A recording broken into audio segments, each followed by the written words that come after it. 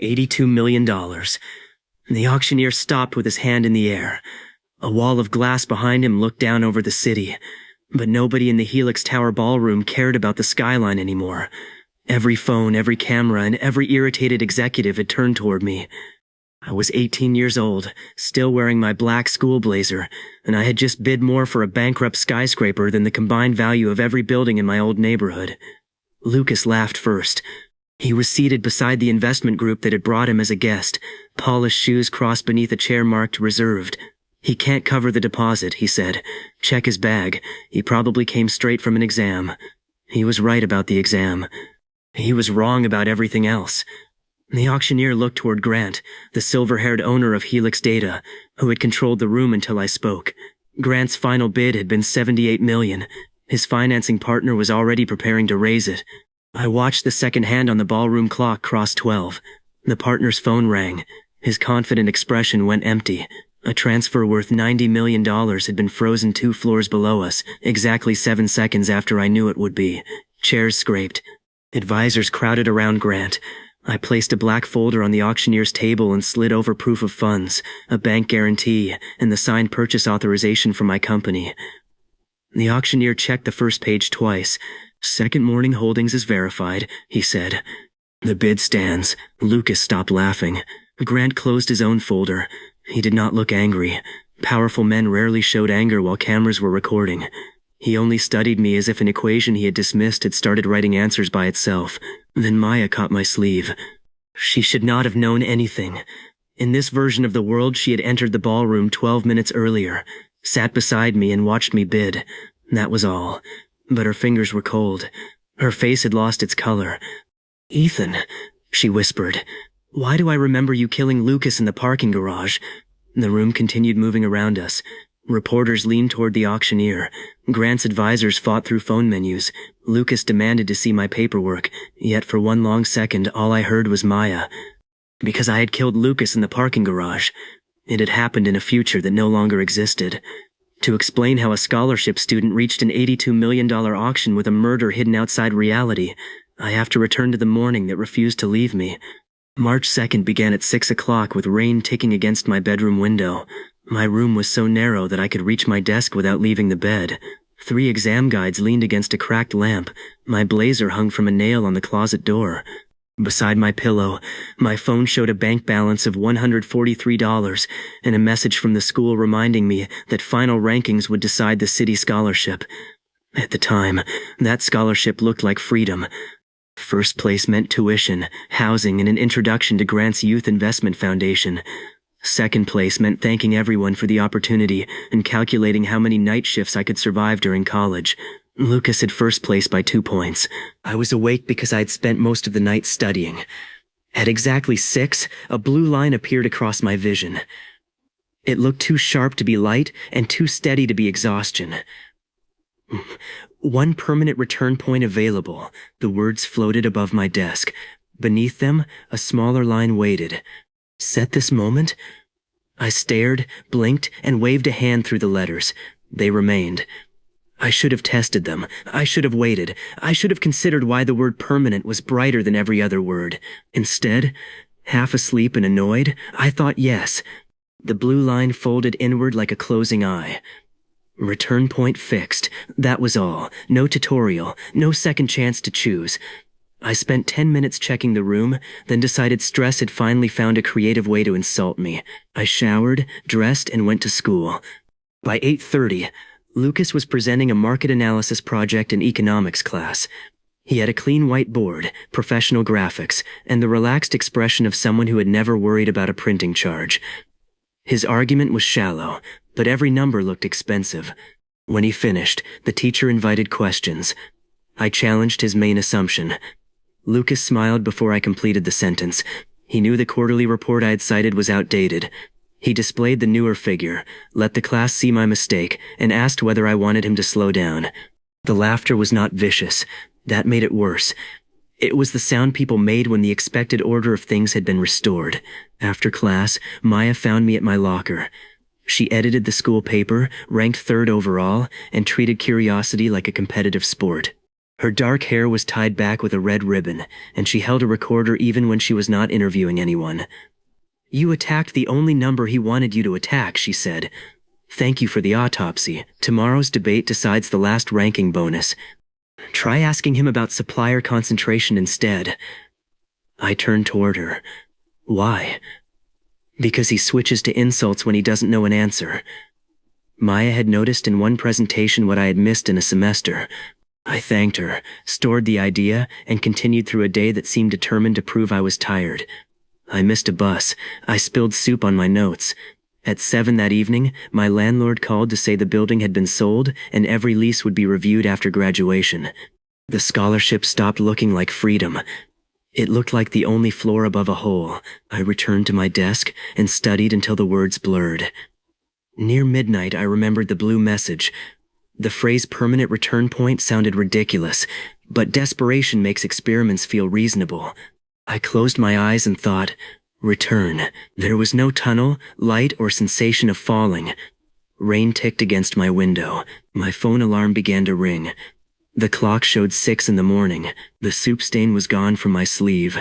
My debate notes had returned to the stack beside the lamp.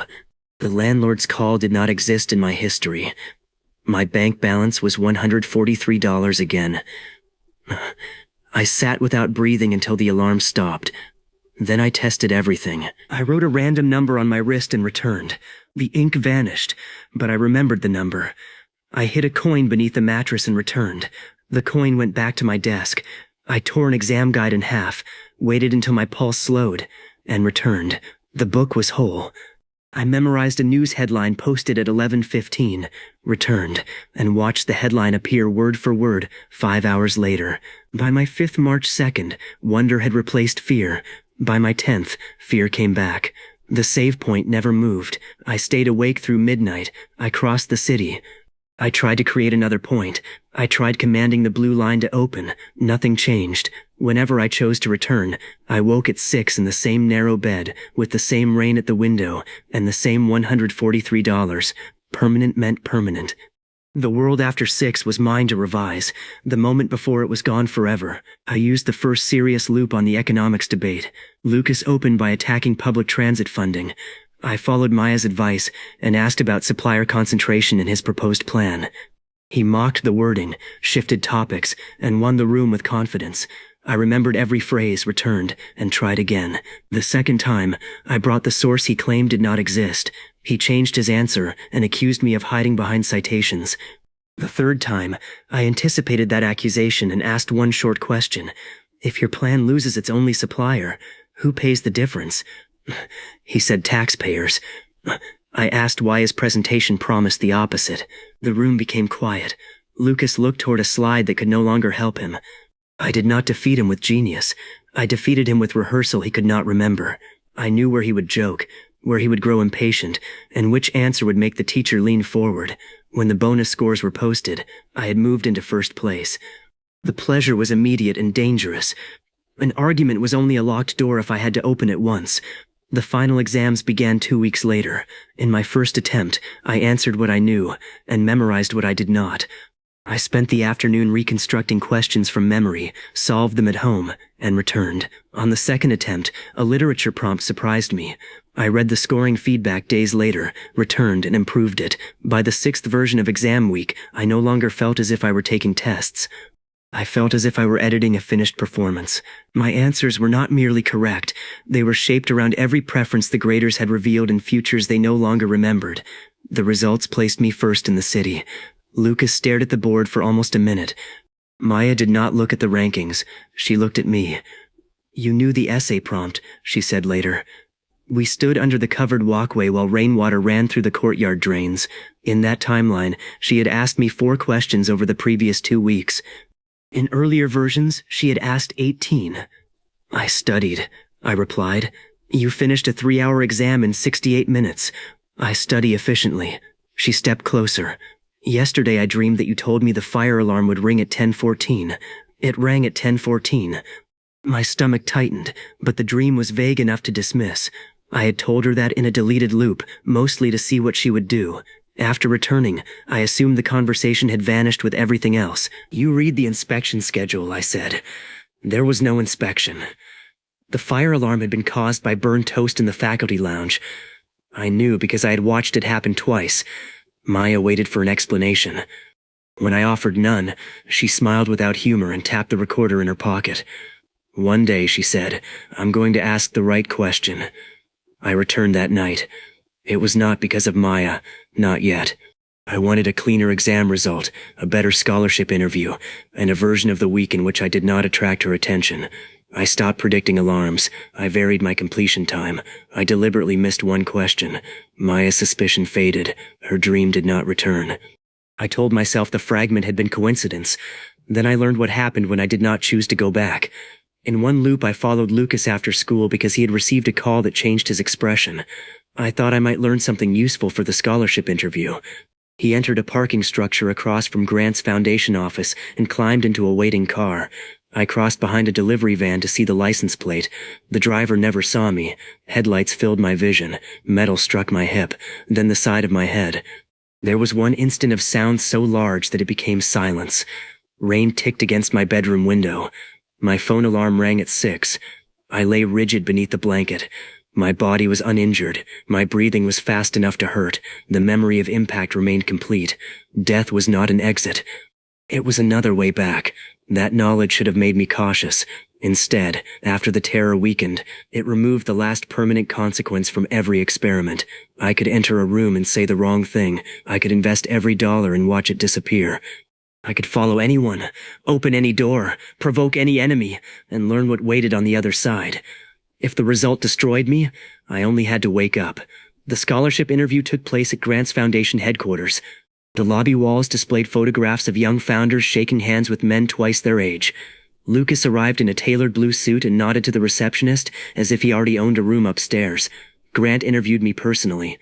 He was warm, precise, and far more interested in the prediction software described in my school application than in my grades. The software was barely a concept. I had proposed using public sales patterns to help small stores plan inventory. Grant asked whether I would continue developing it under the Foundation's exclusive incubator. In my first interview, I said yes. 3 weeks later, after signing the scholarship documents, I learned that anything built with Foundation resources belonged to a company Grant controlled. The tuition was real. So was the cage. I returned. In the next interview, I asked about ownership. Grant gave me a polished answer that meant the same thing. I returned again, researched the incubator, spoke to former students, and watched one young founder lose her own design after accepting a contract she did not understand. Each loop showed me another piece. On my final visit, Grant offered the scholarship in front of the selection board. Lucas sat outside, certain the award was his if I failed. Maya had come to report on the result. The Foundation photographer raised a camera. I left the unsigned papers on the table. The money is generous, I said, but I don't trade ownership for permission. One board member lowered her pen. Grant's smile became attentive. You have $143, he said quietly. Ownership of nothing is still nothing. I had never told him my balance. That was the first moment I understood the scale of his information network. It was also the moment I stopped wanting his scholarship. Then I'll build the something first, I replied. I walked out. Lucas watched me pass with open disbelief. To him, I had surrendered tuition, housing, and the most valuable introduction available to a student. Maya hurried after me. Was that confidence, she asked, or a breakdown? Check again in 90 days.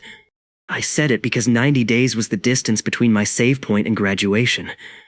I believed that was the largest future I could study. At 2:47 that afternoon, every screen in the economics lab flashed green. A small fictional technology supplier called North Star Logic had announced a battery contract nobody expected. Its shares doubled before the closing bell. Students shouted. Lucas bragged that his family had almost invested. The teacher called it the kind of event nobody could predict. I looked at the clock. 2:47. For everyone else, the moment was a surprise. For me, it was an appointment I could attend again. I did not buy North Star Logic immediately. That would have been the kind of decision people make after hearing about time travel in a story, where accounts open instantly and nobody asks why a student is moving every dollar he owns. In reality, $143 could barely create a dramatic result, and my age turned every financial form into a request for another form. So I used a loop to map the path. I found the lowest cost account available to me, learned which identity checks delayed approval, memorized the questions, and returned. I sold 2 exam guides and an old tablet. I took a one-day campus job whose supervisor needed an emergency replacement. I entered March 2nd with nothing new, but by the week of the North Star announcement, I had gathered $900. At 2:46, I watched the frozen price. 1 minute later, the contract announcement appeared. Buyers rushed in. I sold before the first wave of excitement collapsed. My 900 became a little more than 1,700. It was not enough. I returned and changed the approach. I entered a city forecasting competition, whose questions I had already seen, collected the $10,000 prize, and placed most of it into North Star before the announcement. The position grew too quickly. My account flagged the transaction, and the money remained locked while the price fell. I returned again. On the next attempt, I split the timing, accepted a smaller gain, and withdrew without attracting attention. The final balance was $38,000. I stared at the number on my phone while sitting in the economics lab where the teacher had called the surge unpredictable. 38,000 was not an empire.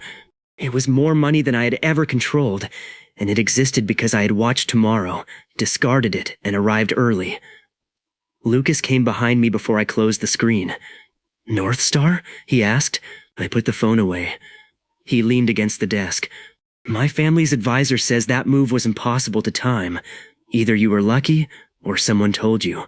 You said your family almost invested." Almost is what people say when they don't want to explain the amount.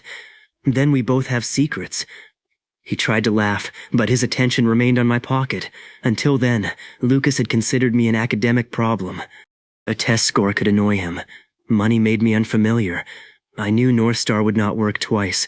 Once my position became large enough, my own buying changed the price and drew people who had not appeared in previous loops.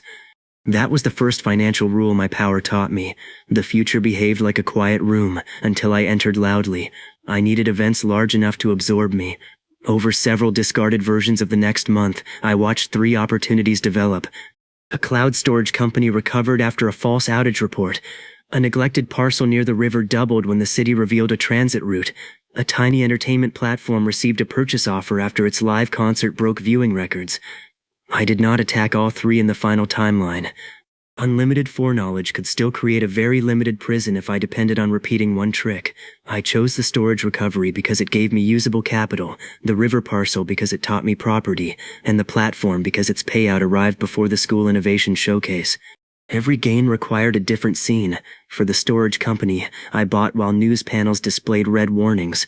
Lucas saw me in the school library and asked whether losing money had become my new extracurricular activity. At 11:20, the outage report was corrected. The chart turned upward. He watched my account cross 6 figures before I locked the screen. For the river property, I spent a full timeline learning why the abandoned lots mattered. I walked the proposed route, listened through 3 public meetings, and memorized the map before officials released it. On the final attempt, I purchased an option through a small property office whose youngest employee was the only person willing to explain the process without treating me like a lost child. When the route became public, 3 developers called before lunch. I sold the option for $800,000. Then I returned to the office and gave the employee the exclusive right to handle my next acquisition. The senior brokers who had ignored me suddenly found reasons to pass her desk. She did not know why I trusted her. I remembered 6 versions of the day. In every one, she had been professional before the number on my screen changed. The entertainment platform was harder. Its purchase offer depended on the concert reaching a specific audience. My early investment gave the platform enough confidence to upgrade its stream, which prevented the failure that had made the original event famous. Fewer people talked about the rescue because there was no disaster. The audience stopped below the target, and the purchase never came. I waited to the end of that timeline and watched my expected fortune flatten. That was when I truly understood that knowing the future did not mean owning it. My actions were not notes written in the margin. They changed the page. I returned and invested later, after the platform had already committed to its weak servers. The concert failed publicly for 11 minutes. Millions of angry viewers posted about it, and the repaired stream exploded in popularity. The purchase offer arrived the next morning. I ended the sequence with $6.4 million in liquid cash. The number changed the speed of the world around me. Bank messages that once took days received answers in minutes. A private manager called and suggested an appointment. I arrived wearing my school blazer because I had class afterward. The receptionist glanced at my age, then at the account on her screen, and stood so quickly her chair rolled backward. The manager offered a conference room and a polished speech about preserving wealth. I asked for the junior employee from the River Property Office to join us as my acquisition representative. He blinked. We have senior partners who usually assist clients at your level. She assisted me before I had a level. By the end of the meeting, she had a bank access card for the private floor and a commission larger than her annual salary. I had no interest in collecting grateful people. I wanted capable people who had already proved how they behaved when impressing me offered no reward. My first major purchase began with a broken window. Mercury Printworks sat near the old freight line, a brick factory abandoned after digital advertising erased most of its orders. I had discovered it in a loop while searching for cheap server space. The property included 2 warehouses, an office block, and enough electrical capacity to run machines far larger than anything I owned. More importantly, the future transit route would pass 3 streets away. In the original timeline, a holding company bought Mercury for $2 million, painted the walls, and resold it for $9 million after the route announcement. I did not want the resale. I wanted the building. The owner's agent met me outside a side office listed at $2,000 per month. He spoke for 10 minutes about exposed brick and flexible leases. I let him finish. What about the rest of it?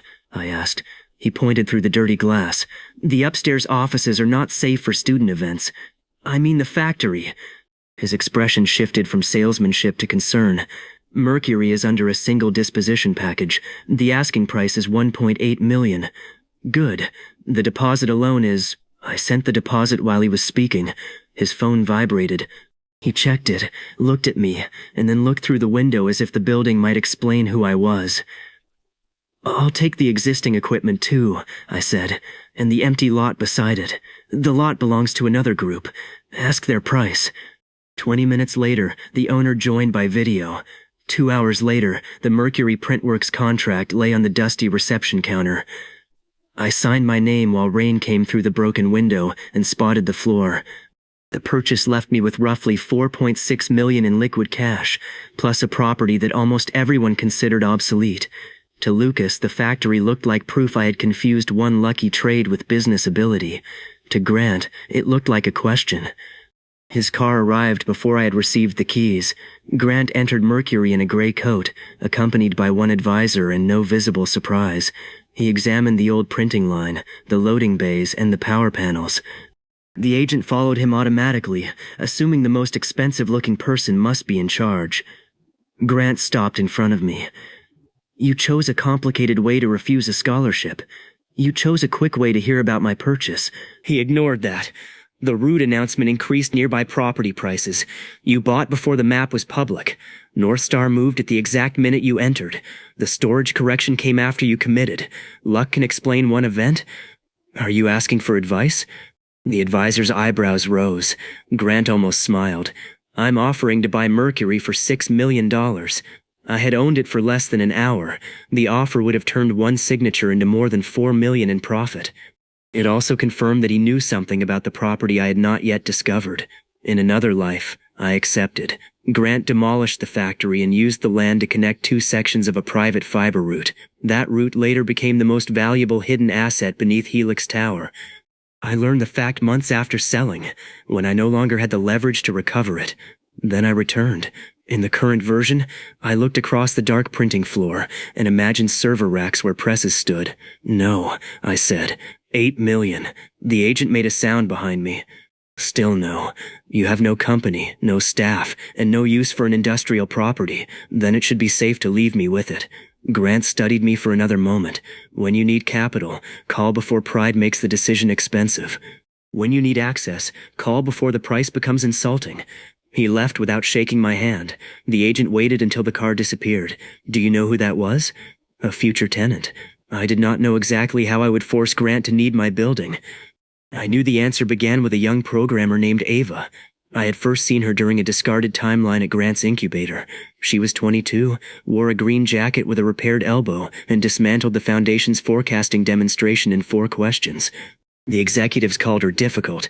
The engineers repeated her criticism after she left. Her own prototype matched store demand to local events. It was fast, ugly, and more useful than anything on Grant's stage. In one loop, I offered her a salary. She asked what I had built. When I admitted I only had an idea and money, she told me money was not a personality. In another, I arrived with a complete technical plan learned from weeks of studying her talks. She recognized her own language inside it and walked out. In a third, I bought better hardware and tried to impress her with the Mercury property. She asked why half the roof leaked and whether I planned to forecast rain indoors. Each failure taught me something different. Ava did not want employment. She wanted a project no cautious executive would allow her to attempt, and she wanted enough control to prevent it from becoming another polished tool that lied to customers. I spent 2 full timelines learning the foundations of her work.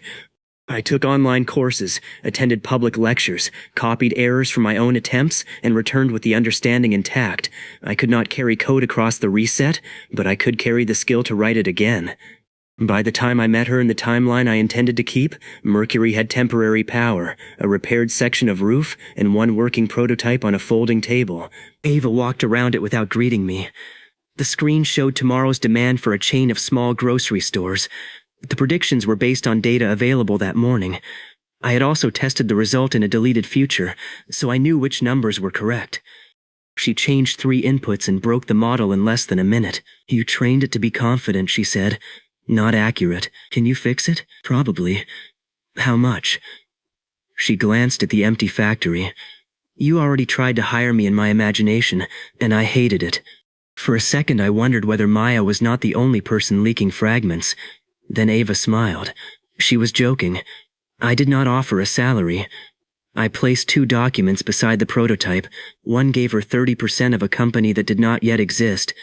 The other committed $2 million to build the first version without Grant's money. "Name?" she asked. "Second Morning." "That sounds like a coffee shop." "It sounds like another chance." She read the ownership page twice. "You keep control." "Yes. I keep technical authority. If the product lies, you can stop the launch. And if you start acting like a teenage billionaire, charge me rent." For the first time, she looked impressed rather than suspicious. Ava picked up the pen. The moment the ink touched paper, my phone rang. It was the school director asking why a company connected to Grant had offered to sponsor the innovation showcase on one condition. They wanted Lucas to present the main forecasting project. Grant had discovered what I was building, and he had chosen the smallest stage available to remind me who controlled the doors. The school director expected me to complain. Lucas had been given the main stage, the closing presentation, and access to a sponsor's display equipment. My project had been moved to a side room beside the cafeteria. Grant's company would judge the awards. Every visible advantage belonged to them. I thanked the director. Then I used the event they had designed for Lucas as a test market.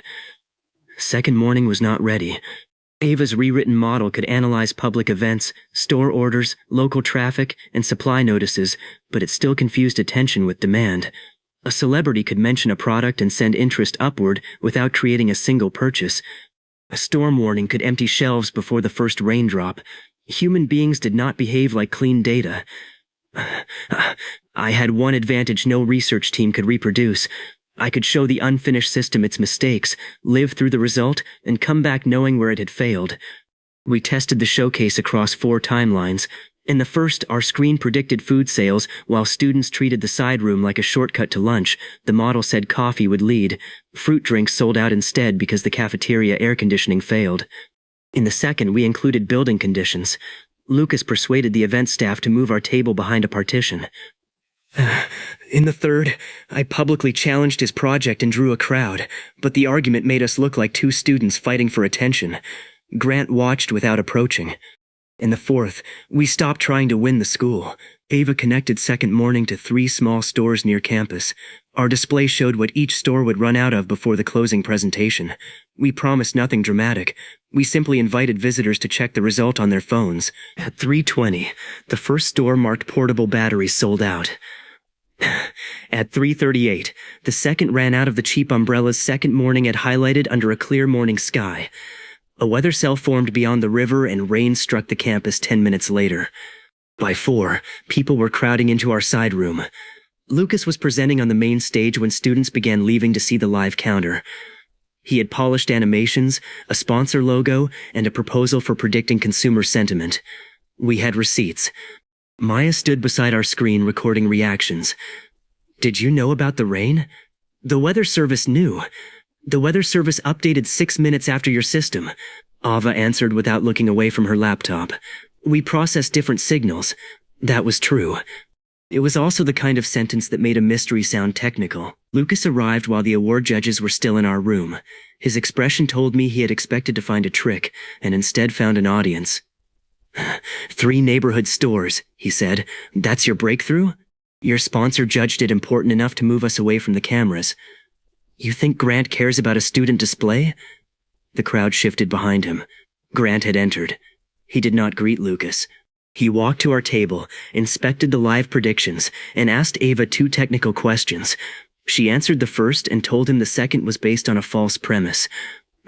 Grant's advisor tried to hide a smile. How much data can it handle? Grant asked. More than your showcase generated, Ava said. He turned to me. And who owns it? Second Morning. Who owns Second Morning? I own 70%. Ava owns 30%. Lucas's head moved slightly, as though those numbers had struck him. He knew about my trades. He did not know I had already formed a company and placed millions behind it. Grant did not ask whether I was telling the truth. He already knew. The official award still went to Lucas. Grant's company had sponsored the stage and selected the judges. Changing the result in public would have embarrassed the people he wanted cooperative. But the trophy became irrelevant when 3 retail executives asked to visit Mercury the following morning. Lucas carried a glass plaque. I left with meetings. That difference followed us back to the factory. Mercury no longer looked abandoned. New roof panels covered the main hall.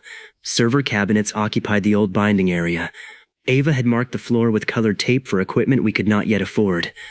I used $180,000 to renovate the office block and reserved another $700,000 for hardware. The building consumed money quickly, but every expense turned cash into capacity. The executives arrived expecting a decorated warehouse. Ava made them wear safety helmets because construction was active. I served coffee from a machine that rattled like loose screws, and Second Morning showed them a shortage that had not happened. A popular pocket console called the Flip Arc was scheduled for release in 12 days. Public orders looked ordinary. Our model predicted that one video from a small game creator would triple demand overnight, empty stores, and redirect customers toward accessory sellers. I knew the trigger because I had seen it in 2 erased futures. Ava's system found the pattern without that knowledge after I taught it where to look. The executives were interested, not convinced. One offered a pilot with no upfront payment. I declined. Another proposed buying the software after the shortage proved real. It will cost more after it proves real, I said. The third executive looked around the unfinished hall. You are asking established retailers to reorganize inventory because an 18-year-old predicts a video. No. I'm asking whether you want the accessories in your stores when everyone else discovers they need them. I placed a contract on the folding table.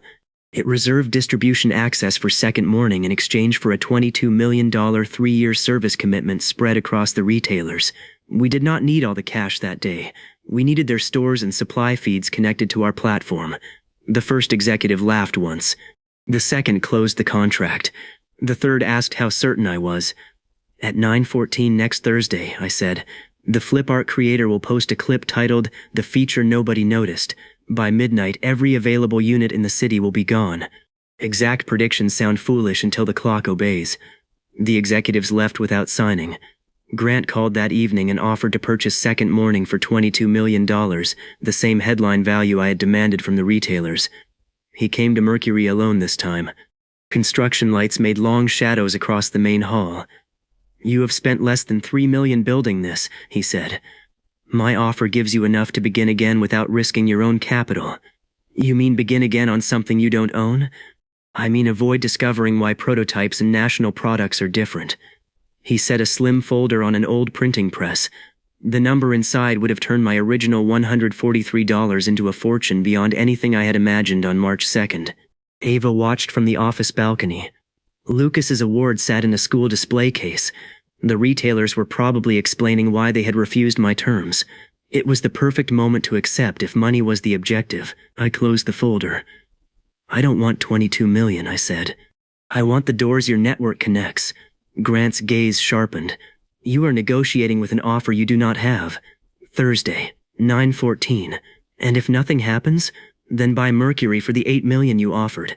I'll include the company. Ava came down the stairs so quickly she nearly missed the last step. Grant looked past me at her. Does your partner approve? No, she said. Good, he replied. At least one of you understands risk. He left the offer folder behind. Ava waited until his car departed, then hit me in the shoulder with it. You bet my company and my building. Our company, my building. She hit me again. I could afford to be calm because I had already watched the clip appear, yet the future had changed around us. Second morning's activity had attracted attention. The game creator might receive a different offer.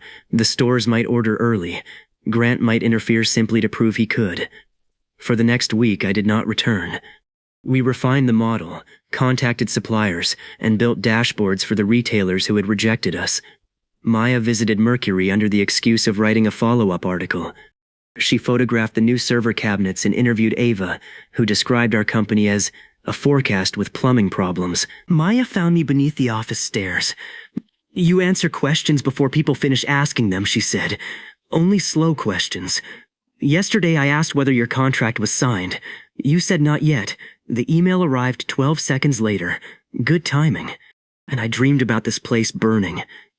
The humor left her voice. She described the main hall filled with smoke, orange light above the server row, and me dragging Ava toward the loading dock. She remembered a red emergency lever snapping beneath my hand. No fire had occurred in the current timeline. It had occurred in the second product test loop. A cheap power unit failed after we overloaded it. I pulled Ava out, returned that night, and replaced the unit before recruiting her in the final version. Maya pointed toward the far wall. The lever was there. Construction sheets covered that section. She had never seen it. I considered returning immediately. I could rebuild the current sequence, avoid bringing her to Mercury, and reduce the chance of another fragment. But that would erase weeks of work, force me to reconstruct every transaction, and sacrifice a timeline where the company was about to receive its first major proof. For the first time, returning felt expensive. Bad dream, I said. Maya studied me. You always say that like you're checking whether I believe it. At 9:14 on Thursday, the flip art clip appeared. The creator held the device sideways, revealed a hidden cooperative feature, and asked viewers to try it before the company removed it. The video counter accelerated so quickly that the page seemed broken. At 9:20, store orders began.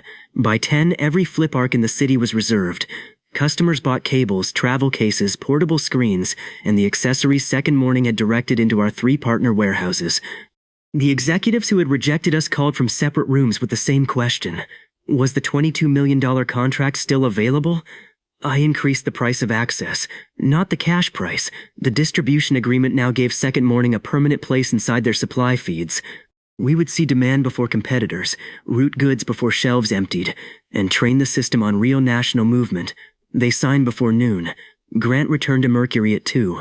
This time, a line of retailer cars occupied the loading area. Engineers carried equipment through the hall.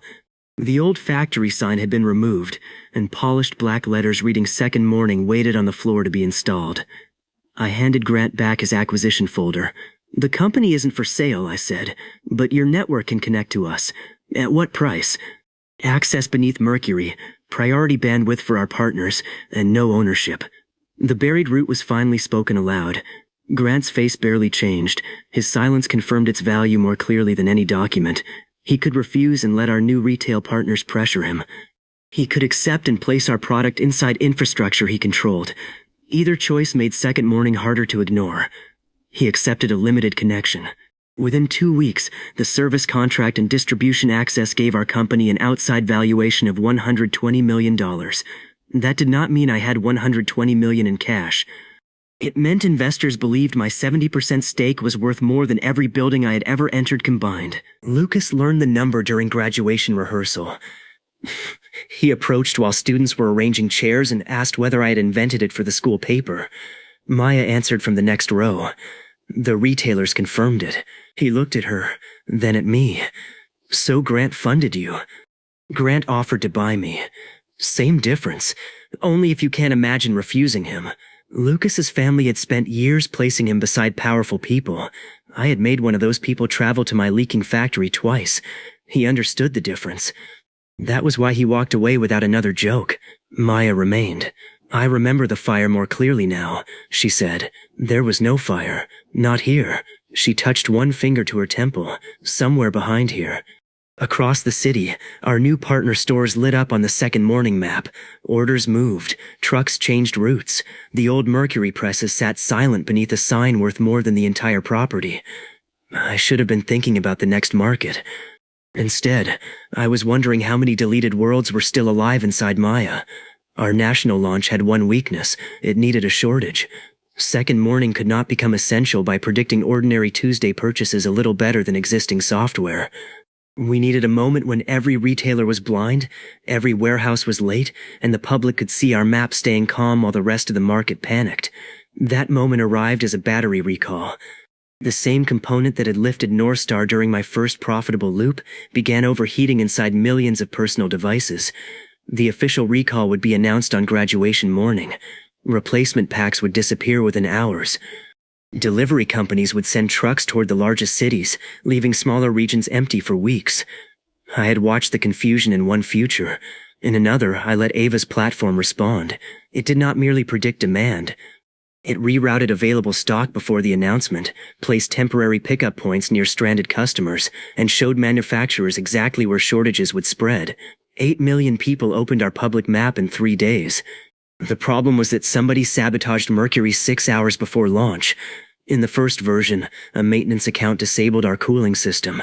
Servers shut down safely, but we lost the public window. Grant's network released a similar map 2 days later and called it an emergency service. I returned. In the second version, we blocked the account. Someone cut power to the backup hall. I returned. In the third, I filled Mercury with security and moved the launch equipment to a partner warehouse. A false safety report closed the warehouse. Each defense changed the attack. I was no longer observing a fixed future. I was playing a game against people who reacted, while only I remembered the earlier moves. I began with legal investigation. I interviewed contractors, reviewed access lists, followed payment trails, and asked Grant directly whether he intended to copy our emergency map. He gave me nothing that survived a return, except the knowledge that he expected me to fail. Then I stopped caring which actions would survive. In a discarded week, I entered Lucas's family office after closing and read the messages on a private terminal. I was caught before I found the relevant file. The consequences lasted 11 hours. I returned before the first accusation existed. In another, I struck the man who had installed the compromised maintenance account. Fear made him give me 3 names, all false. I spent the rest of that timeline learning how quickly violence produces information and how slowly it produces truth. I returned. I staged Lucas's disappearance in a third version, keeping him in an empty building long enough to see who called whom. I never asked him for codes or money. I watched the response. His family contacted Grant's security director before contacting the police. That connection was valuable. The expression on Lucas's face when he realized I had no permanent consequence was not. He could not understand why a class rival with a growing company had become so calm in a locked room. I could. I had begun treating people as doors. If one method damaged the lock, I reset the house. I let him go and returned before morning. The final method was the worst because it worked. Lucas met Grant's security director in a private garage beneath Helix Tower 2 nights before our launch. I knew the time from the disappearance loop.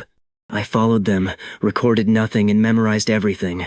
They discussed the cooling account, the backup power, and the false report. Grant never appeared in the conversation. The director described every attack as protection against an unstable startup. Lucas wanted something less professional. He wanted second morning to fail while cameras were watching. When the director left, I stepped from behind a pillar. Lucas saw my face and reached inside his coat. I had lived long enough inside consequence-free futures to move before hesitation. We fought beside the concrete barrier. He was stronger. I knew what he would do only after he did it. The first blow split my lip. The second drove me against a car. I picked up a metal wheel stop. One strike ended the fight. Lucas fell. The garage became so quiet that I heard the object leave my hand. I had not entered intending to kill him. Intent did not change the body at my feet. Security found me 9 minutes later. Police found the false identity in my pocket, the damaged camera near the exit, and Lucas's blood on my sleeve. Grant's security director denied the meeting. Ava watched the arrest on a news screen at Mercury. Second morning collapsed before the recall began. I remained in that future long enough to study the consequences. Our contracts were suspended. Grant acquired the emergency map from a frightened early employee. Mercury was sealed. Ava refused every offer and lost the company anyway. Maya visited me once in custody. She sat across a scratched table and looked at my hands. "You're going to make this disappear," she said. "Nobody should have known that." "What do you remember?" I asked. "Not enough. Tell me." Her eyes filled with anger. "You always say that before the world changes." The guard ended the visit. I returned that night. Rain tapped the window. 6 in the morning. My hands were clean. Lucas was alive. The launch had not yet been built. Yet the memory of the strike remained with perfect weight. I had discovered the ultimate criminal advantage. I could commit anything, watch the evidence form, learn which witness spoke first, and erase the entire act before judgment. The power did not make me innocent. It made innocence difficult to define. I did not linger on that question. The battery recall was approaching, and reflection had never moved inventory. I used what I learned to construct a final timeline in which no attack occurred. We replaced the cooling account before the compromised contractor installed it. We moved backup power behind an independent physical control. We invited the city safety office to inspect Mercury publicly, making a false report impossible to hide. Most importantly, I approached Grant's security director at a restaurant 4 days before launch and described the 3 attacks in the order he had proposed them. I did not accuse him. I placed a company card beside his glass. "Grant assumes you are loyal because he knows what you earn," I said. "I know what you wanted after Helix." In the disappearance loop, I had learned that the director expected control of Helix Tower's security contracts. Grant planned to sell the building's debt and give him nothing. "You're a student," he replied. "I'm the owner of the factory your team failed to touch." Nothing had failed yet in that timeline. His expression changed anyway. I offered him a legitimate consulting contract to redesign Second Morning's physical security after the launch. The amount was smaller than a bribe and larger than his annual bonus. He could accept without betraying Grant because the work began later. What mattered was that Lucas lost the only person capable of adapting the sabotage. On graduation morning, I walked across the school stage while Second Morning prepared for the battery recall. Lucas received loud applause. His family occupied the front row. He carried himself as though the company valuation had been a rumor, and the award plaque still defined us. When my name was called first in the city rankings, he clapped twice. Maya accepted 3rd place and whispered as we crossed behind the curtain, "Your right hand is shaking." I looked down. It was the hand that had held the wheel stop. "Too much coffee," I said. "I remember a garage." The words landed harder than the applause outside. She did not know which garage. She could not describe Lucas. Before I could question her, Ava called. The recall had begun. North Star's announcement hit every phone in the auditorium. Parents checked device numbers. Students opened shopping apps. Across the country, replacement batteries vanished from the largest retail sites. Second Morning's map was already live. It showed green pickup points in towns competitors had ignored. It directed trucks away from warehouses that would empty and toward regions where one delivery could serve tens of thousands of people. Manufacturers saw the demand wave before it reached them. Small stores received orders that usually would have gone to national chains. By the time I reached Mercury, the public user counter had crossed 1 million. Ava stood beneath the new sign wearing the same repaired green jacket she had worn when every established company dismissed her. Engineers called numbers across the hall. Retail executives occupied folding tables because our finished conference room was too small. At 3 million users, a manufacturing partner warned that a shipment of replacement packs had been delayed. Without it, the western half of our map would turn red by morning. The emergency production run cost $12 million. The room filled with explanations about approvals, shared guarantees, and which retailer should cover what percentage. I listened until the delay on the map reached 4 hours, then I transferred the commitment from second morning's new credit facility and contract revenue. Start the line, I said. One executive stopped mid-sentence. You just committed $12 million without the consortium vote. The vote can arrive before the batteries. The factory accepted. Production began within the hour.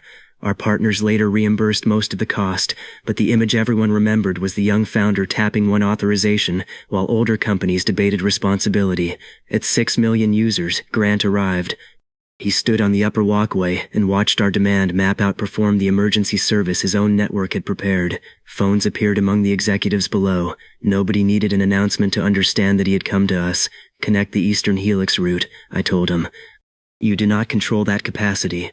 In 2 hours, the largest retailers in the country will know which network refused traffic during a national recall. He looked toward the executives. The argument was already over. Grant authorized the connection. The user counter reached 8 million before midnight. Our valuation climbed past $310 million after a national logistics group requested a strategic investment. Ava refused to celebrate until the last red region on the map turned green.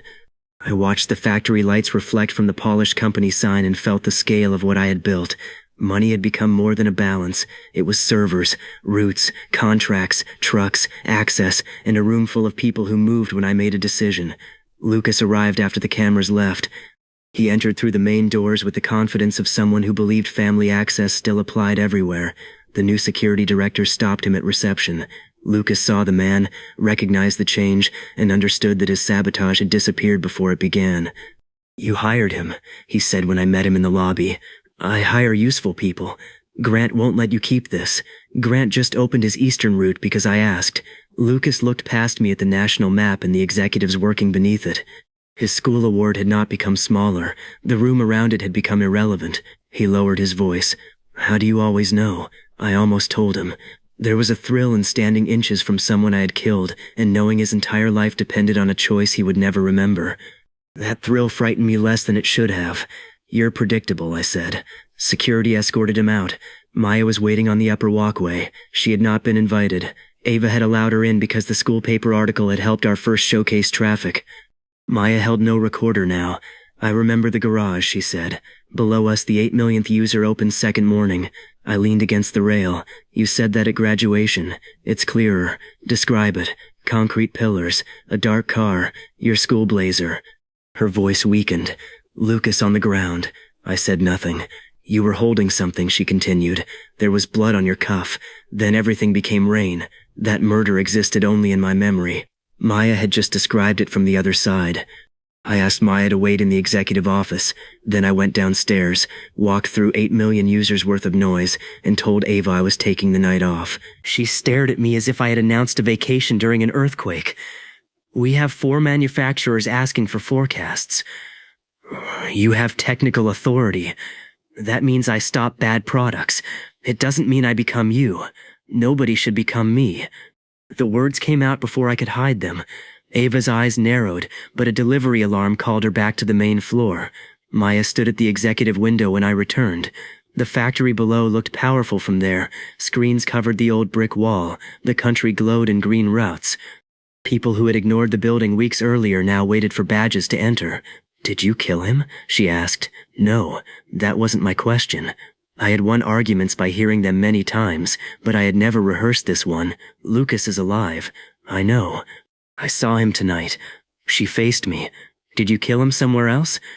I could have denied it. I could have offered money, called her memories stress, or persuaded Ava that Maya threatened the company. More importantly, I could return and avoid every conversation that had brought Maya close enough to remember. So I did. Rain returned. 6 in the morning. My company, money and crimes vanished. Maya forgot the confrontation, or seemed to. I rebuilt the next months with one change.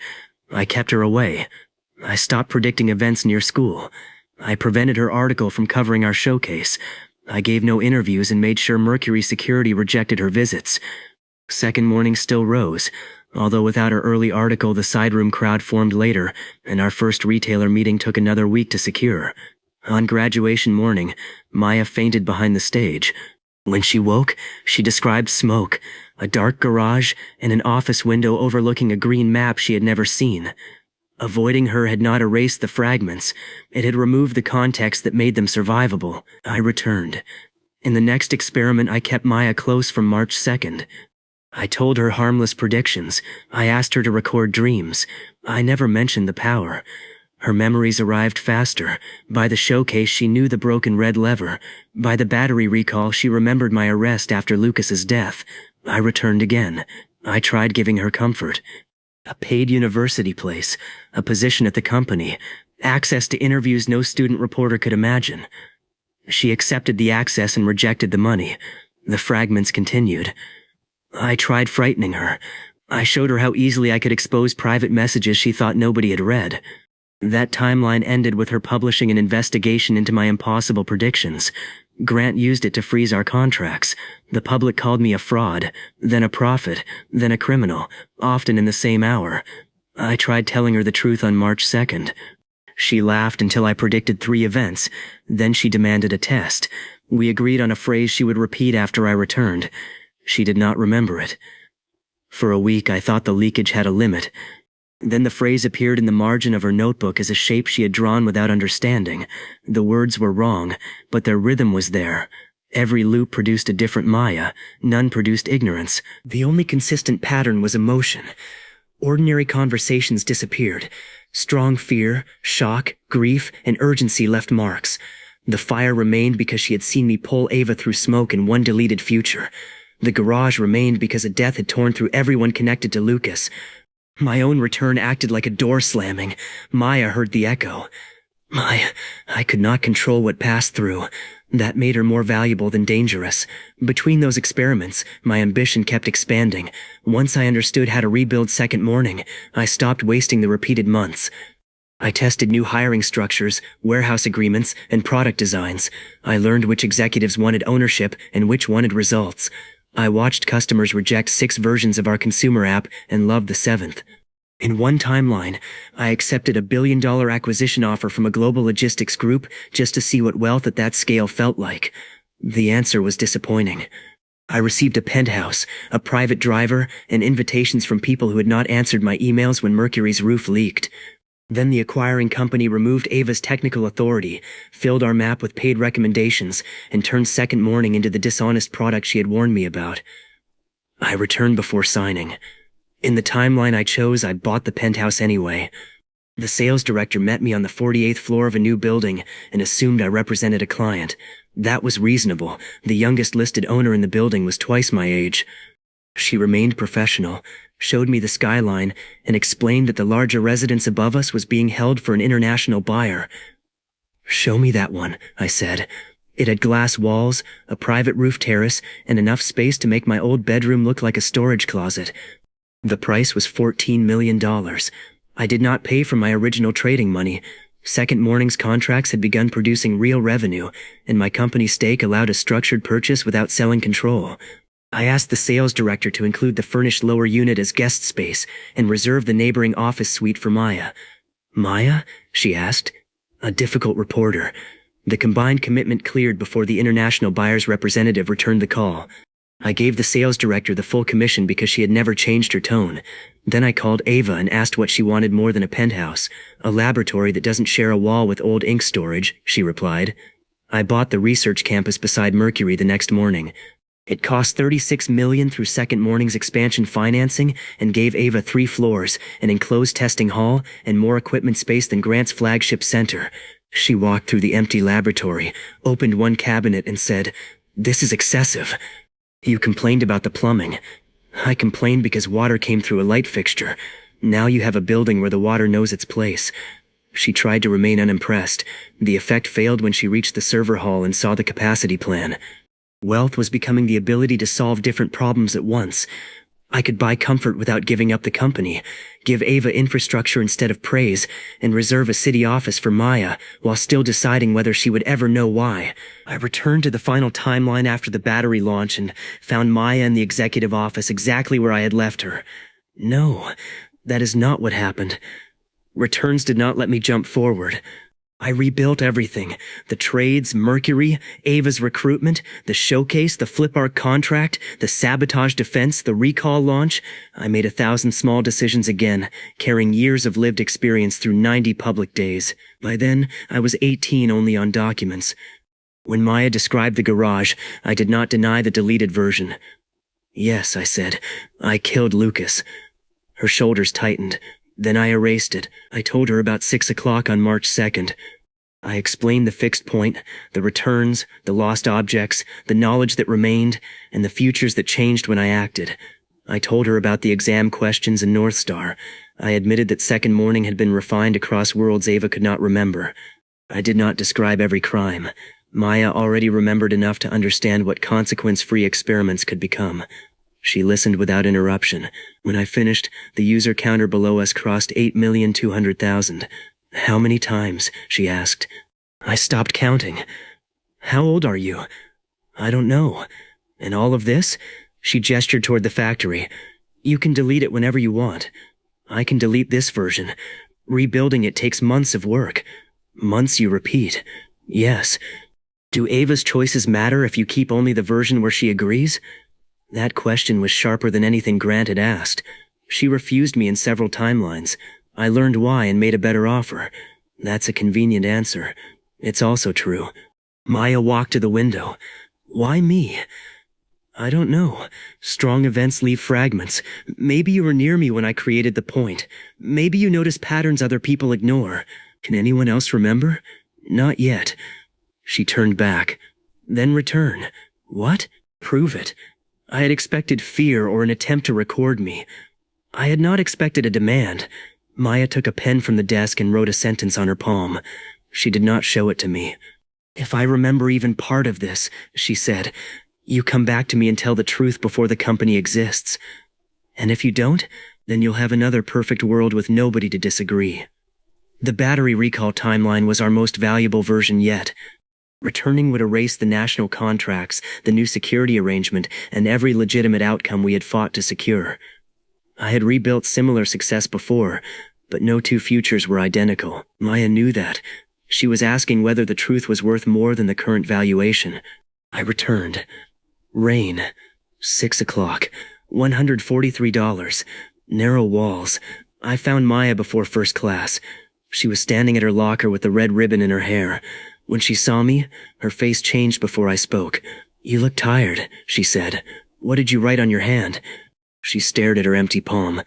I don't know. My disappointment was immediate. Then she opened her notebook. Across the top of a blank page, written before I arrived, were 6 words. The richest man still owes tomorrow. I had never seen the sentence. She had hidden it from me before the return. Maya dropped the notebook. That was our proof. The second construction of the company became different from the first. Maya did not receive full memory. She had dreams, flashes, and emotions.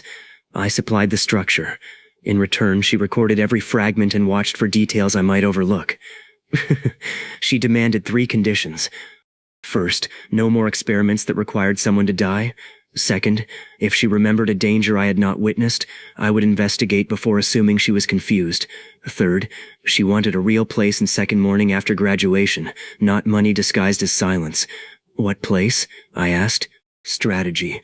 You have no business experience. Neither did you. You cheated. I laughed for the first time in several lifetimes. We repeated the market sequence and Mercury purchase with improved timing. Ava received the same 30% ownership, plus plans for the research campus from the beginning. The showcase and flip arc event succeeded without requiring identical conversations. The battery launch reached 8 million users 4 hours faster because Maya remembered the region that had turned red. Then she described something I had never seen. It came as we stood inside the new strategy office on the 48th floor, the penthouse lights glowing above us. Maya pressed both hands against the glass and watched traffic far below. Grant is in a control room, she said. There are 6 network maps. He tells someone to shut down every Helix route at once. I checked the timelines I remembered.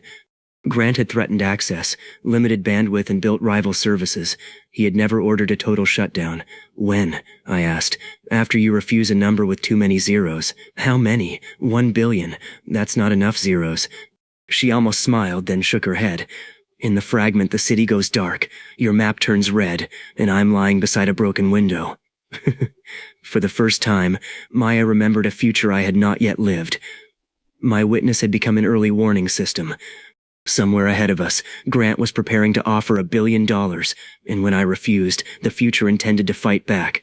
Grant's offer arrived in a box large enough to hold a trophy. Inside was a single page, a proposed acquisition price of $1 billion, and an invitation to dinner at the top of Helix Tower. The page did not mention the roots beneath Mercury, Ava's authority, or the retailers who depended on our map. It offered enough money to make everyone focus on the number and forget what would change hands. I showed it to Ava first. She placed a mug on the $1 billion figure. The paper is absorbent. That's your analysis? My analysis is no. My emotional response is that it makes a good coaster. Maya read the offer in silence. The fragment had given us the number but not the date. Now the dinner was 48 hours away. If we refuse, she said, he shuts down Helix. If we accept, he owns the reason he wants to shut it down. You could negotiate. The number is not a negotiation, it's an audience. Grant expected the industry to hear that he had offered a teenager $1 billion. If I accepted, he acquired our company. If I refused and failed later, he could say pride had destroyed a rescue. Either outcome improved his position. I accepted the dinner and brought no advisor. The top floor of Helix Tower was a private club suspended above the city. Grant's name was not on the building, but every employee reacted when he entered. The host greeted him before checking the reservation. 3 executives from national logistics companies waited at the table, along with 2 investors who had been calling Mercury for weeks. Lucas sat at the far end. He had no official role. Grant included him because old social signals still had value. Lucas came from the world of private tables and inherited introductions. I came from the factory Grant had tried to buy before its windows were repaired. Ethan, Grant said, you know everyone except perhaps the future head of our Youth Innovation Council. Lucas acknowledged the title with a small nod. Congratulations, I said.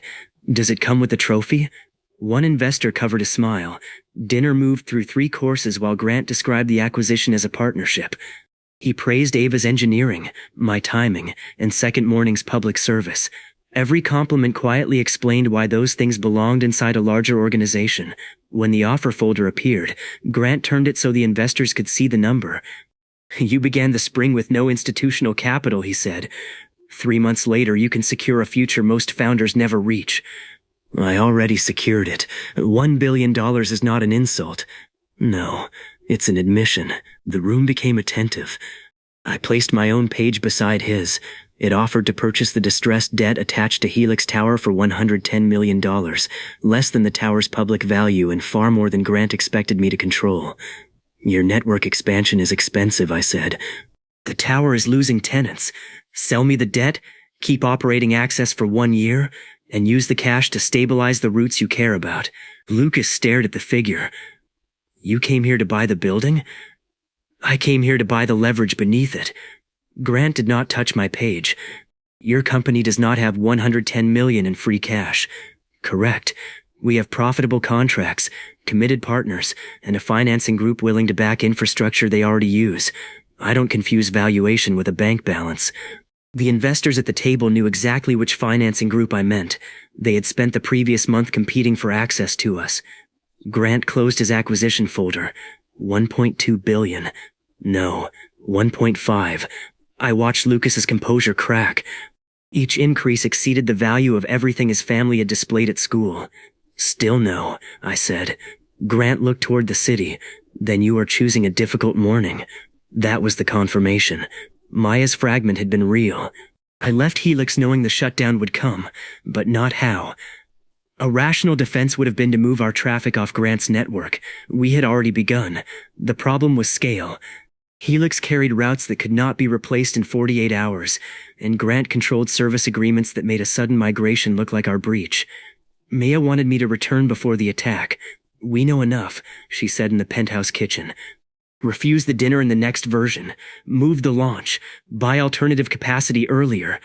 We know the shape, not the mechanism. You promised no experiments that require death. I'm not planning anyone's death. That isn't what my fragment says. I should have listened. Instead, I treated her warning like every market event I had mastered. Observe the first collapse, return, and arrive prepared. The shutdown began at 4:12 the next morning. Every Helix connection supporting Second Morning dropped within 9 seconds. Our Mercury servers remained online, but partner stores could not reach them. Backup routes filled, slowed, and failed under millions of requests. The national map turned from green to amber, then red. Grant had timed the outage with a false report that our demand engine was sending dangerous delivery instructions. Several partners paused data sharing while they investigated. Banks restricted the company's operating accounts, not because we lacked money, but because every sudden crisis gave cautious institutions permission to wait. Lucas released private screenshots from our earliest showcase tests.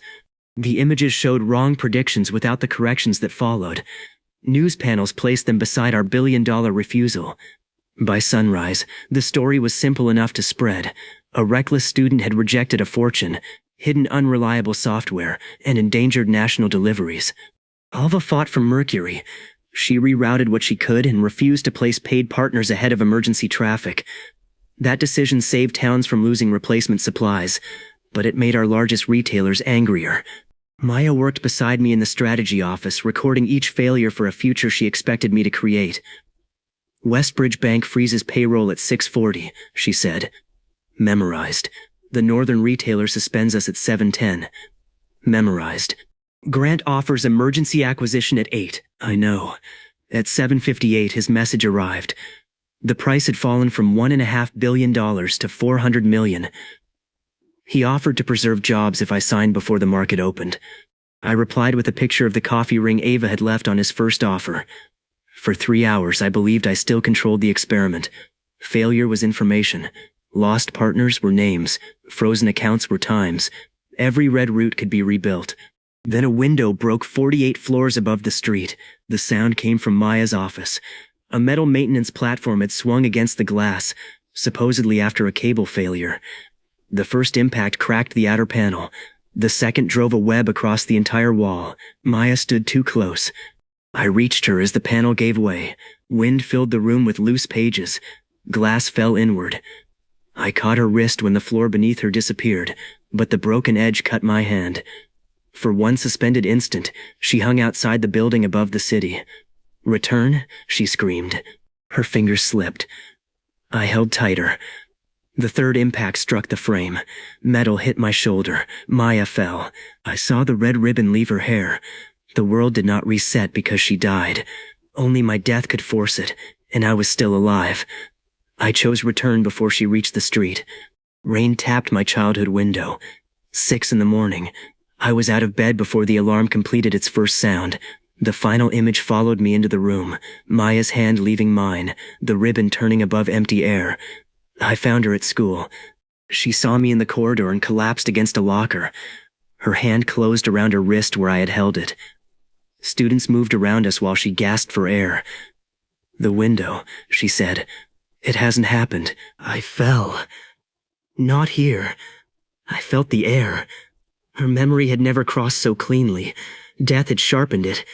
I had broken the first condition of our alliance without planning to. That did not make the result easier to watch. Maya pulled the red ribbon from her hair and placed it in my hand. You don't get to call that research. I won't. Do you know who did it? Not yet. Then we find out without letting it happen again. This time, 2 memories attacked Grant's future instead of 1. I reconstructed the shutdown schedule. Maya reconstructed people and spaces I had ignored while watching screens. She remembered Lucas speaking to a maintenance supervisor during the Helix dinner. She remembered the supervisor wearing a silver badge with a blue corner. In the failed timeline, I had passed the same badge at our penthouse service entrance. We did not accuse anyone. We moved the strategy office to Mercury, commissioned an independent inspection of the tower, and arranged for the maintenance platform to be locked out before the dinner. More importantly, we made Grant's shutdown expensive before he ordered it. Second Morning offered every partner a new resilience agreement. We would build parallel routes using small regional networks in the unused line beneath Mercury. Partners paid reduced fees in exchange for financing the build-out. Within a month, the network would be independent. Within 48 hours, it would have enough capacity to keep the map alive during a Helix outage. Grant learned about the plan and accelerated his offer dinner. We expected that. At the second dinner, I refused $1.5 billion again, but I did not offer $110 million for the tower debt. That number had taught Grant I wanted Helix. I offered $60 million for a neglected group of secondary route contracts instead. He accepted, believing he had sold me the weakest part of the network at an inflated price. Those contracts gave our regional partners the legal connection points they needed. The next morning, Grant ordered the shutdown. Helix routes went dark. Second morning's map flickered once and stayed green. The regional networks lit up in sequence. Partner stores remained connected. Trucks continued moving. Our public counter increased because millions of people opened the app to see whether the rumored failure had occurred. Grant's emergency acquisition message arrived at 8. I displayed it on the main screen at Mercury, where representatives from every major partner were waiting. He offered $1.5 billion last night, I said. $400 million this morning. The product did not change. Only his assumption that you would abandon us changed. The northern retailer publicly confirmed our service had remained stable. The other partners followed. News panels replaced Lucas's early screenshots with a live green map. Grant's attack failed, but Helix still had enough control to threaten the next expansion. I wanted the tower, the fiber beneath it, and the public proof that his era of deciding who received access was ending. The direct debt purchase was no longer possible. Grant had moved the notes after my earlier offer. We needed him to believe the tower was becoming a liability. So Second Morning announced a new headquarters outside Helix. We released plans for Ava's research campus, the expanded Mercury facility, and a regional network center on land I had optioned near the river months earlier. Companies that had considered leasing space in Helix followed our infrastructure instead. The tower's occupancy forecast fell. Its debt traded at a deeper discount. I purchased the notes quietly through 3 established partners. The total commitment was $74 million, backed by Second Morning's contracts and the network assets we had acquired. I did not own the tower yet.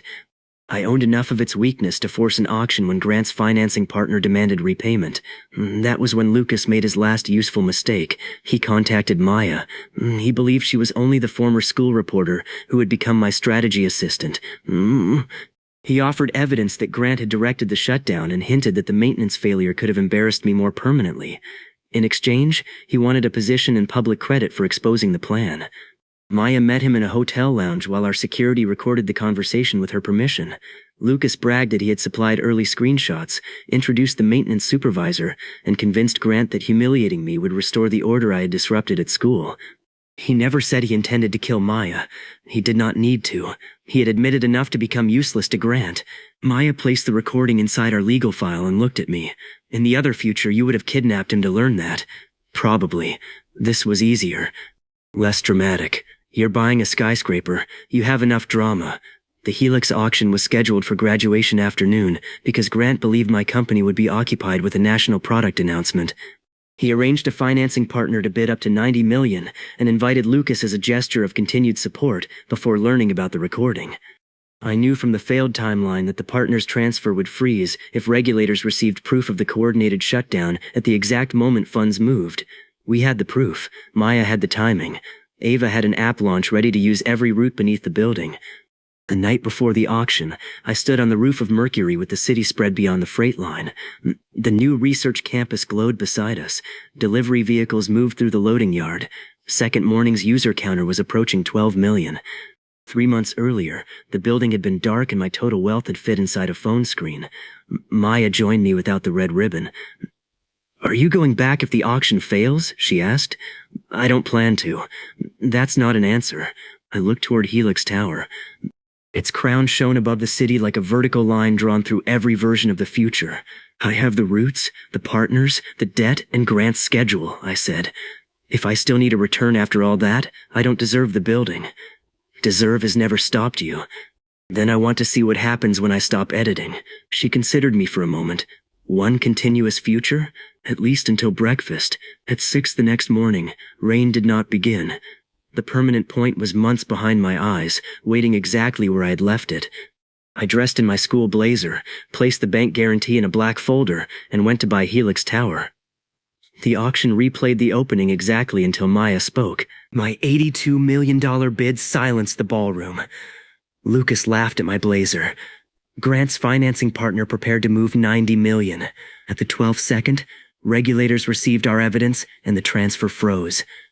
The auctioneer verified second morning's guarantee. Grant closed his folder. Then Maya caught my sleeve and asked why she remembered me killing Lucas in the garage. I had heard a version of that question months earlier, before I rebuilt the company with her beside me. The fragment had surfaced again because the ballroom stood above the same concrete pillars, and because Lucas's voice carried the same contempt. Because I did, I whispered. Lucas was demanding that the auctioneer inspect my funds. He did not hear. Maya looked toward him. It's getting stronger. Stay with the plan. The plan didn't include reliving a murder. Neither did mine. The auctioneer called for higher bids. Grant did not raise his paddle. His partner was still speaking urgently into a phone. Other investors had entered expecting the tower's debt holders to accept any respectable bid. My offer exceeded their limits and carried the support of the very tenants most likely to fill the building. Going once. Lucas left his chair and approached Grant. He spoke too quietly for the room, but I knew what he wanted.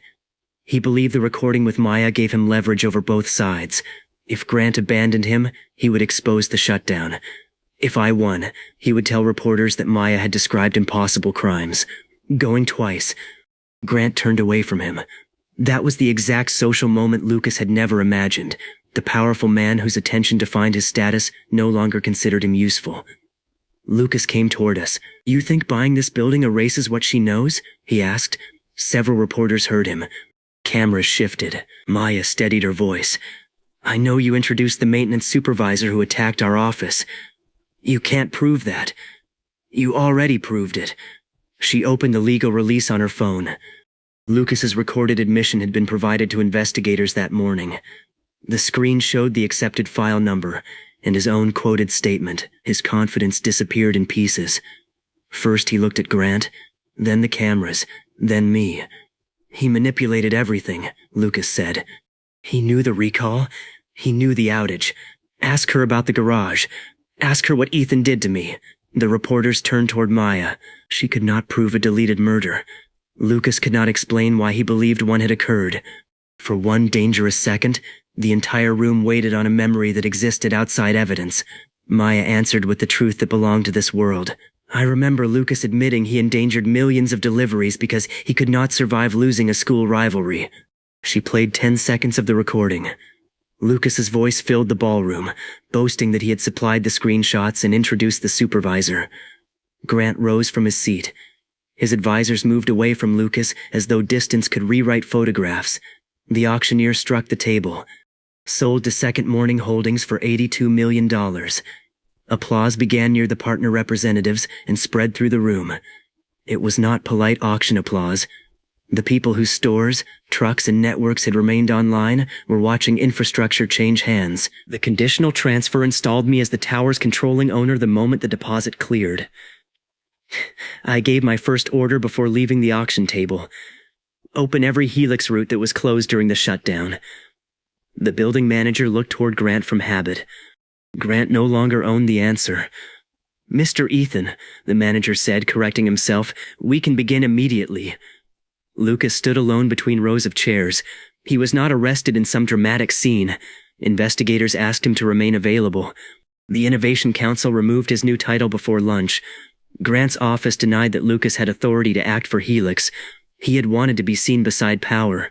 Now everyone powerful wanted the photograph cropped. Grant waited beside the ballroom windows while the crowd followed the auction paperwork. I joined him because buying the tower did not erase the routes, employees, and agreements he still understood better than anyone. You planned the financing failure, he said. I planned for evidence to reach the right people. You knew the exact second. Your partner scheduled the transfer. You answer every question with a fact that hides the answer. That's why you offered $1.5 billion. Grant watched technicians change the access status on a wall panel. You believe owning the tower makes you ready to operate it. No, that's why I'm offering you a transition contract. He turned. I named a figure large enough to respect his knowledge and small enough to remind him that he was no longer negotiating ownership. The contract required open access, no retaliation against partners, and complete separation from Second Morning's product decisions. You are hiring the man who tried to break your company, he said. I hired the security director too. And if I refuse, Then Ava spends 6 loops worth of frustration replacing your systems. He did not understand the word loops. He understood Ava. Grant accepted 3 months, not 1 year. Pride shaped the duration. I did not need him humble. I needed the tower to work. The auction should have been the day's largest victory. At 1:15, the Helix control room reported a cascading route failure. Grant's old shutdown command had left delayed instructions inside 3 regional switches. The moment we opened every route, those switches began rejecting traffic in a widening sequence. 1 million devices disconnected. Second morning's national product launch was scheduled for 2. Ava called from Mercury. Tell me you bought a building that doesn't hate us. It's expressing uncertainty. Its uncertainty just erased the Western map. Grant stood beside the control room display. The safe response is to close all new connections. That would save the core network and destroy our launch. In the failed future, I had memorized the shutdown sequence. This was different. Our regional contracts, the auction transfer, and the reopened routes had created a problem no erased timeline had shown me. The return point waited behind every thought. I could go back, rebuild the spring again, and arrive knowing which switches failed. I could preserve the tower, protect the launch, and create a version where nobody saw uncertainty touch me. Maya entered the control room. She had followed the auction legal team upstairs. "You're thinking about it," she said. "I could fix this. You can fix it now. Not perfectly. That word has cost us enough." The network map lost another region. I did not return. Instead, I used everything the loops had given me that did not depend on predicting this event. I understood Grant's negotiation habits, Ava's technical priorities, the partner's capacity, and the difference between looking calm and waiting for certainty. I called every regional network executive directly. "Helix is failing," I told them.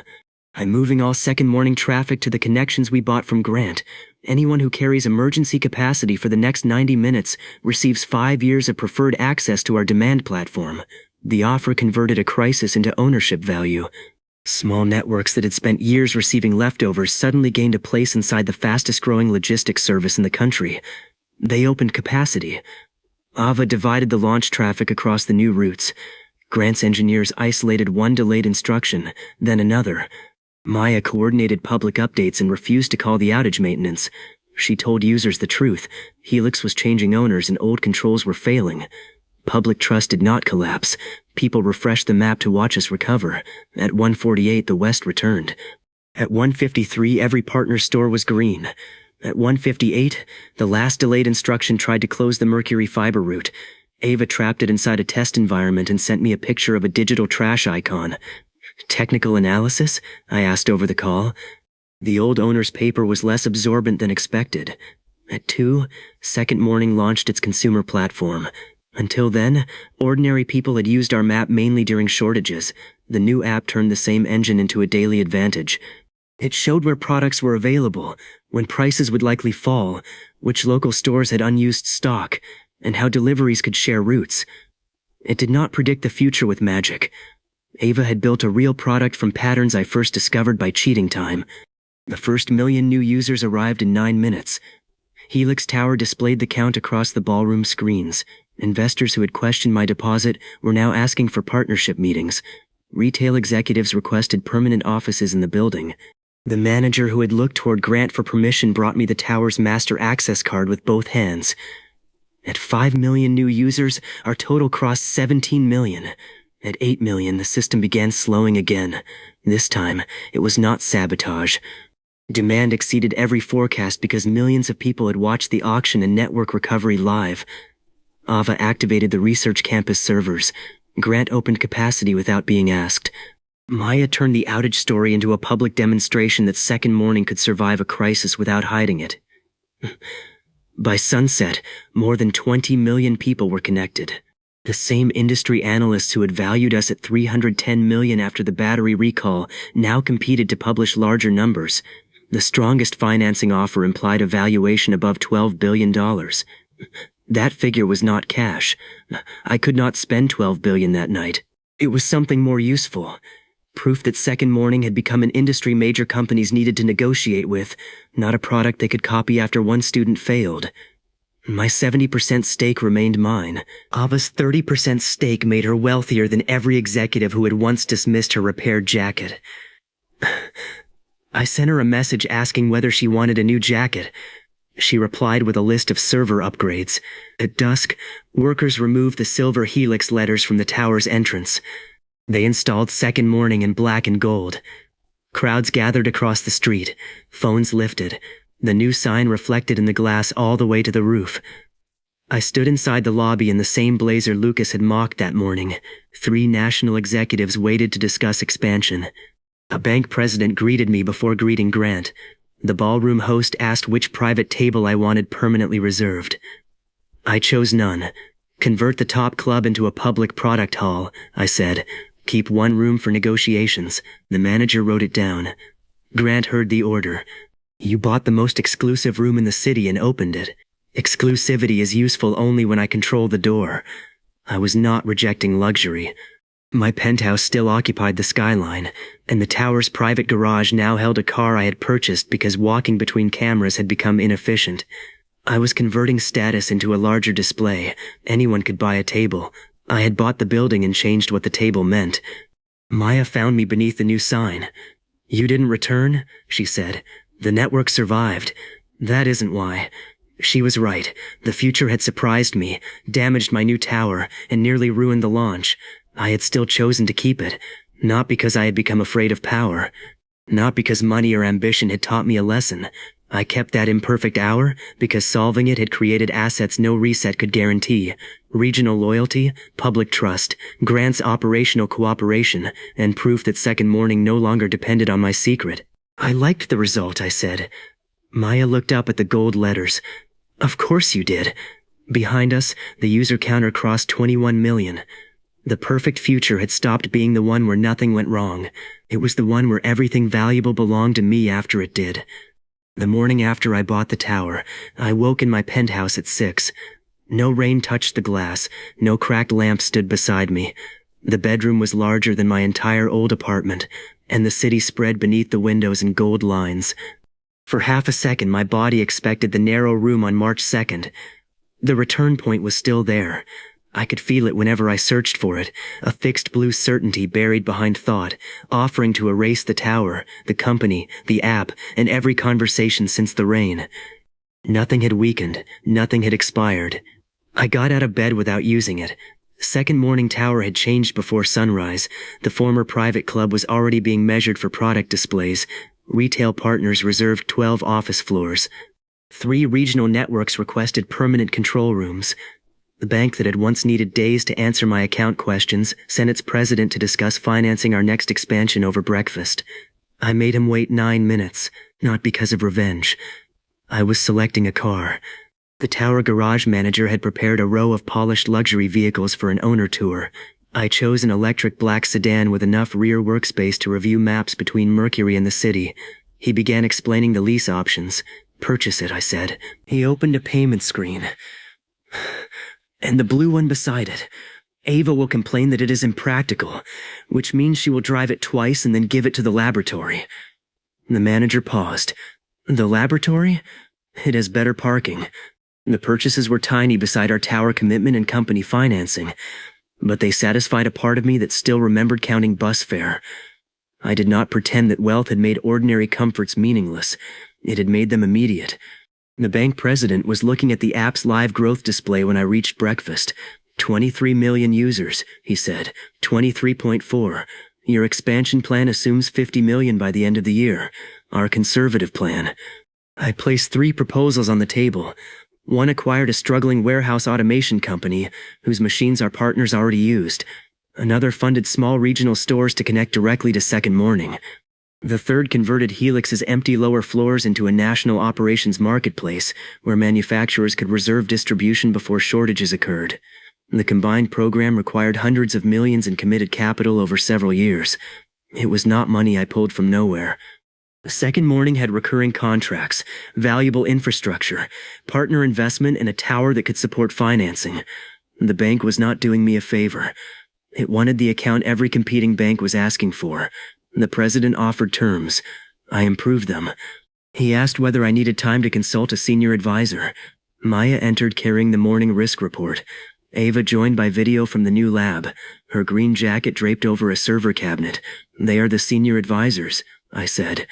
The president looked from the young former school reporter to the 22-year-old programmer and adjusted his proposal.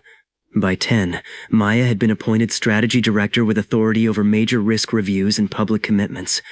She did not receive the title because she remembered deleted worlds. She received it because she had outmaneuvered Lucas, organized regional partners, and kept 20 million users informed while our tower failed. I gave her the 48th floor office permanently.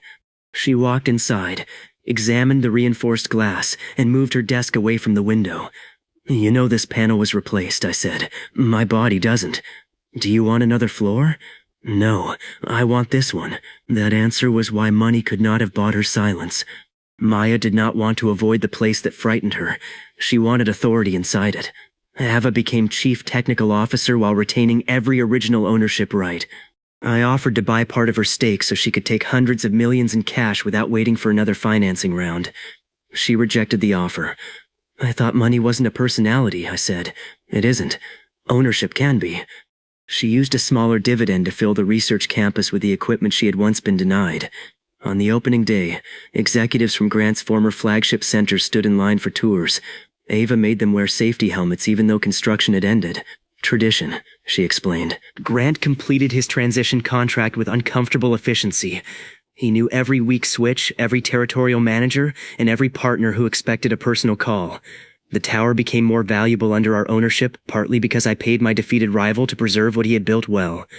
On his final day, he entered my office carrying the Youth Foundation scholarship folder from the spring.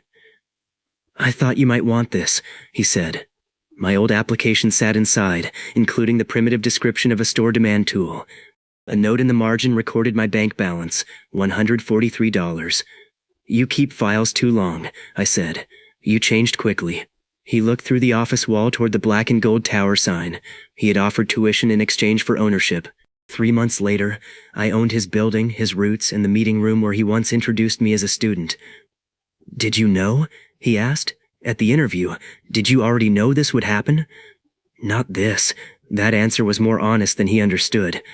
I offered Grant a permanent advisory role with no control over product ethics or ownership.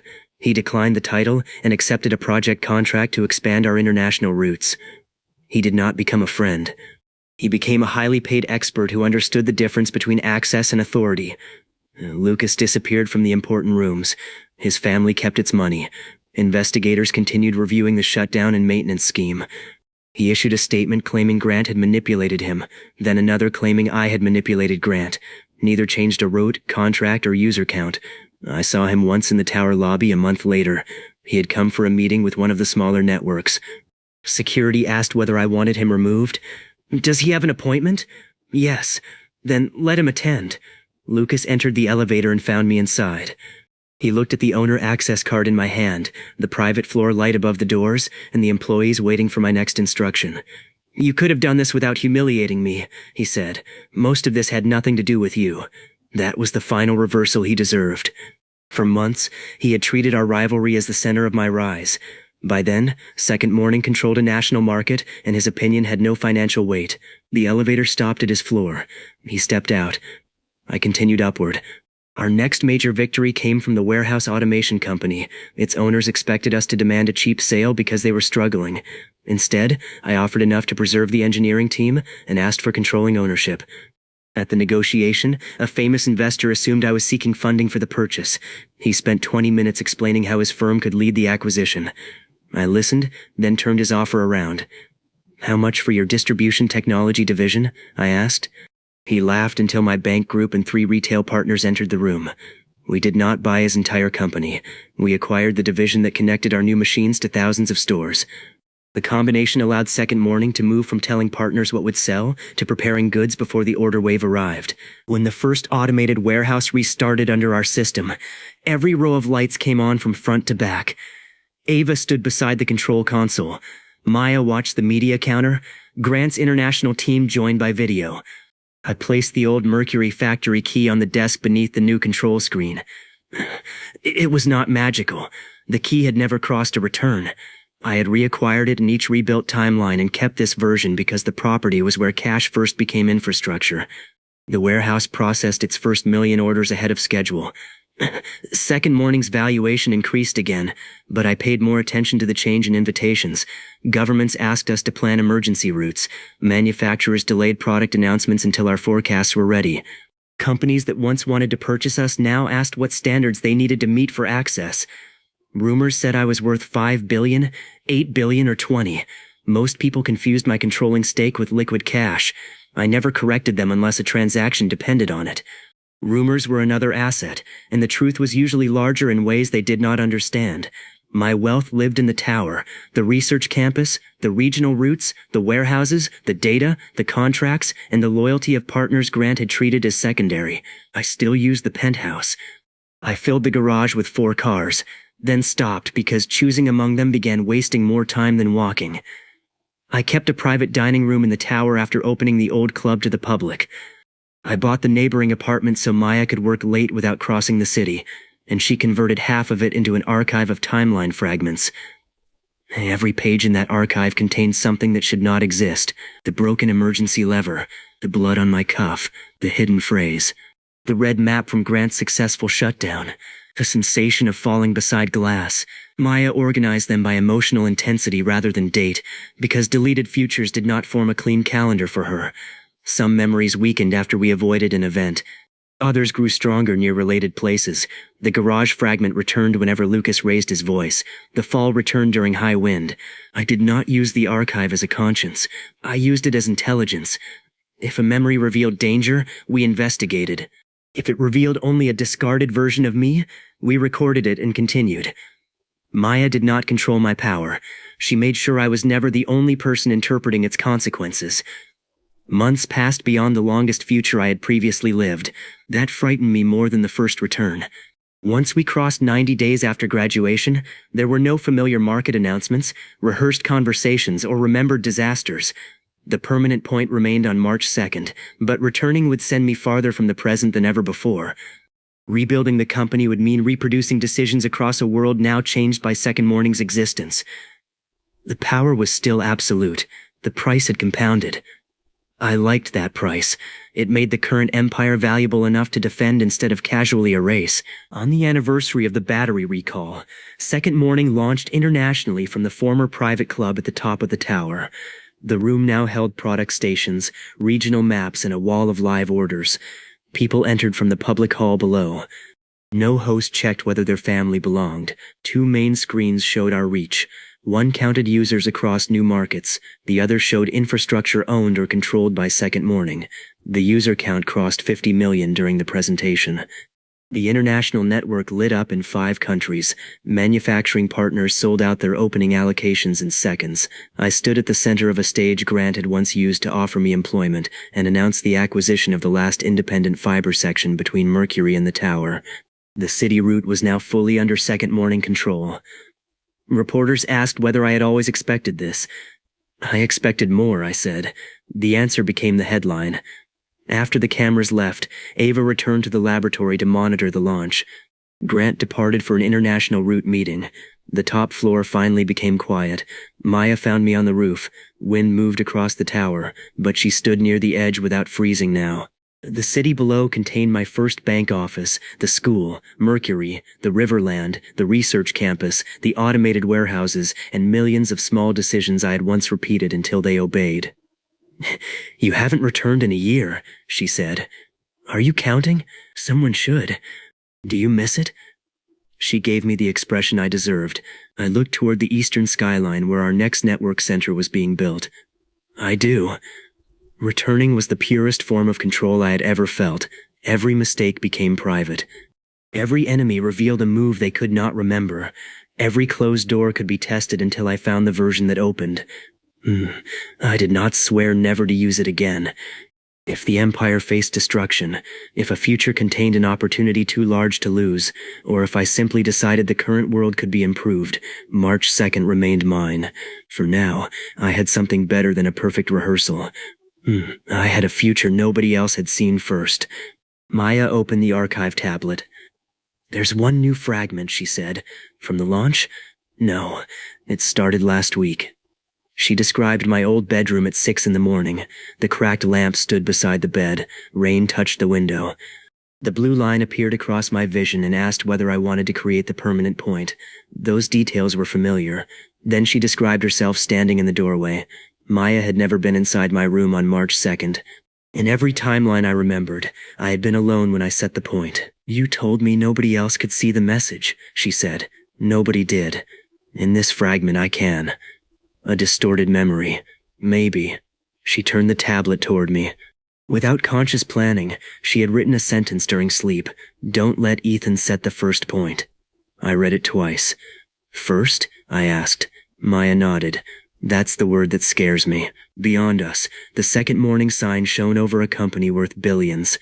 50 million users moved across our network. Executives in 5 countries waited for my next decision.